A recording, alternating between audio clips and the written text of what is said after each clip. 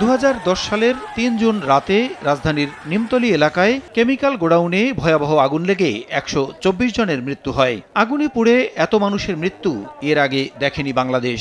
নিমতলী, চুরিহাট্টা সহ বেশ কয়েকটি অগ্নি দুর্ঘটনার পর সম্প্রতি ট্র্যাজেডির খাতায় নাম লিখিয়েছে ঢাকার বেইলি রোড। গত 29 ফেব্রুয়ারি রাতে আগুনের লেলিহান শিখা 45টি নিরীহ প্রাণ কেড়ে নেয়ার পর আরও একবার টনক নড়ে দেশবাসীর।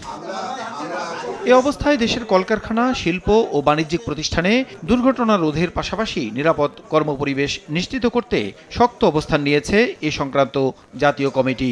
কমিটির সভাপতি প্রধানমন্ত্রীর বেসরকারি শিল্প ও বিনিয়োগ উপদেষ্টা সালমান এফ রহমানের সভাপতিত্বে বুধবার সচিবালয়ে বসে কমিটির তৃতীয় সভা। ব্রিফিংয়ে সালমান এফ রহমান জানান, এখন থেকে রাজুক এলাকার বাইরে নতুন কারখানা ও বাণিজ্যিক ভবন নির্মাণে পেশাদার প্রকৌশলীদের স্বাক্ষর ছাড়া ডিজাইন পাস করা যাবে না।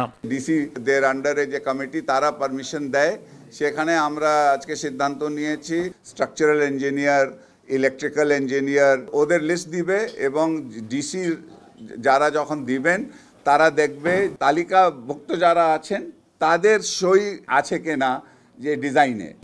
নগদে 500 টাকা বা তার বেশি পেমেন্টে পেতে পারেন ঢাকায় জমিসহ 20 কোটি টাকার পুরস্কার। এ সময় সাংবাদিকদের প্রশ্নের জবাবে তিনি বলেন, বেনজির আহমেদের বিরুদ্ধে দুর্নীতির যে অভিযোগ উঠেছে সে বিষয়ে আইন অনুযায়ী ব্যবস্থা নেওয়া হবে। এক্ষেত্রে সরকার কোনো হস্তক্ষেপ করবে না। ওবায়দুল কাদের সাহেব কিন্তু ক্লিয়ারলি বলেছেন যে যদি কেউ আইন ভঙ্গ করে থাকে তাহলে আইন অনুযায়ী ব্যবস্থা নেওয়া হবে। এখানে কিন্তু সরকারের কোনো রকমের কোনো এম্বারেসমেন্টের আমি কিন্তু বিশ্বাস করি না হবে। আইন তার নিজের গতিতে চলবে। কারখানাগুলোতে কর্মপরিবেশ নিশ্চিত করতে এরই মধ্যে 172টি মার্কেট এবং 10,207টি কলকারখানা পরিদর্শন করে কঠোর নিয়মনীতি মেনে চলার নির্দেশনা দেওয়া হয়েছে বলে জানান সালমান এফ রহমান। কলকারখানাগুলি আমরা কিন্তু পরিদর্শনটা করেছি।